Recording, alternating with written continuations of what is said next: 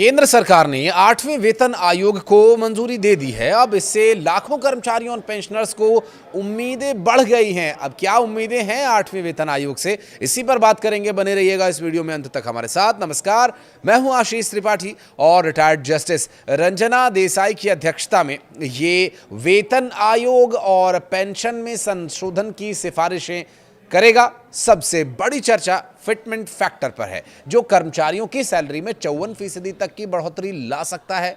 और केंद्र सरकार ने मंगलवार को 8वें वेतन आयोग के गठन को मंजूरी दे दी है।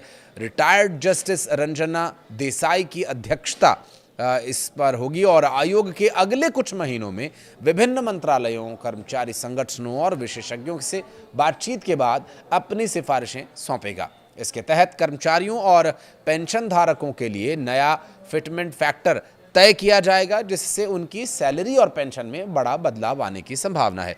एक्सपर्ट्स के मुताबिक इस बार फिटमेंट फैक्टर जो 1.8 से लेकर 2.46 के बीच रह सकता है। और अगर 1.8 का फैक्टर लागू होता है तो केवल कर्मचारी एक, जैसे कि चपरासी, सहायक आदि का एक बेसिक जो वेतन है 18,000 रुपये से बढ़कर के 32,400 रुपये हो जाएगा।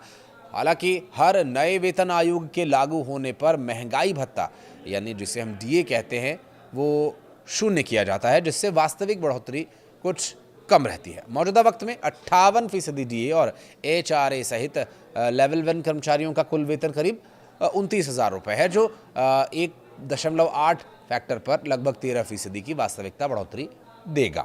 अब एक्सपर्ट्स के अनुमान के मुताबिक यदि फिटमेंट फैक्टर 1.82 हुआ तो सैलरी में लगभग 14% की बढ़ोतरी होगी, जबकि 2.15 फैक्टर पर यह बढ़ोतरी 34% तक जा सकती है। और सबसे ऊपरी स्तर पर 2.46 फिटमेंट फैक्टर लागू होने पर बेसिक वेतन 18,000 रुपये से बढ़कर के 44,280 रुपये तक पहुंच सकता है, यानी लगभग 54% का उछाल देखा जा सकता है। हालांकि ये आंकड़ा केवल बेसिक वेतन को दिखाता है, जबकि असल सैलरी में अन्य भत्तों को जोड़े जाने के बाद अंतर कम होगा। 8वें वेतन आयोग की सिफारिशें केंद्र सरकार के लेवल 1 कर्मचारियों और पेंशनर यानी पेंशन धारकों के लिए एक बड़ी राहत लेकर आ सकती है।